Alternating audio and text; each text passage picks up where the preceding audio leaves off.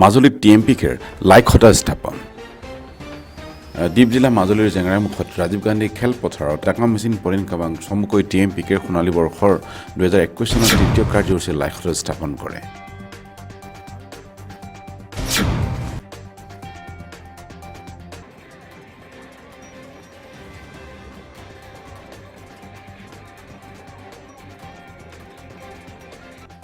জেংৰাইমুখ ৰাজীৱ গান্ধী খেলপথাৰত অনুষ্ঠিত লাইখটা স্থাপনৰ কাৰ্যসূচীত মিচিং পৰম্পৰা নিয়ম অনুসৰি মিচিঙকে ধৰি বিভিন্ন জাতি জনগোষ্ঠীৰ সাংস্কৃতিক কাৰ্যসূচী অনুষ্ঠান ৰূপায়ণ কৰা হয়।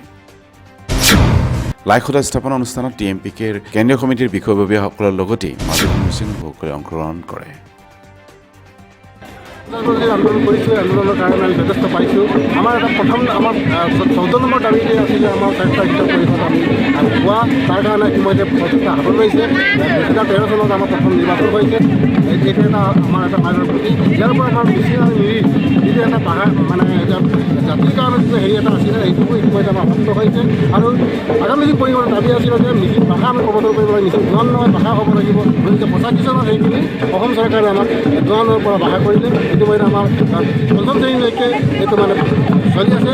গতিকে আৰু গৰাখহনীয়া বান গৰাখহনীয়া এইখিনি আমি প্ৰতিৰোধৰ কাৰণে যিটো চৰকাৰে দাবী জনাইছে সেইখিনি আমি ইতিমধ্যে এপদ দুপদকৈ আমাৰ পাইবলৈ সক্ষম হৈছোঁ। এই 50 বছৰটো আমাৰ কাৰণে গৌৰৱ উজ্জ্বল এটা বিষয়। কাৰণ 50টা বছৰত টাকা মিচিং পইন কাবাঙে আৰু তাৰ লগত মিচিং নিমাক কাবাং আৰু টাকা মিচিং নিমাক কাবাঙে সহযোগত মিচিঙৰ বা মিচিং অধ্যুষিত অঞ্চলৰ যিটো সমস্যা এই সমস্যাখিনি মাত মাতি আহিছোঁ। তাৰ কাৰণেও চৰকাৰৰ ফালৰ পৰা আমাক সহায় কৰিছে।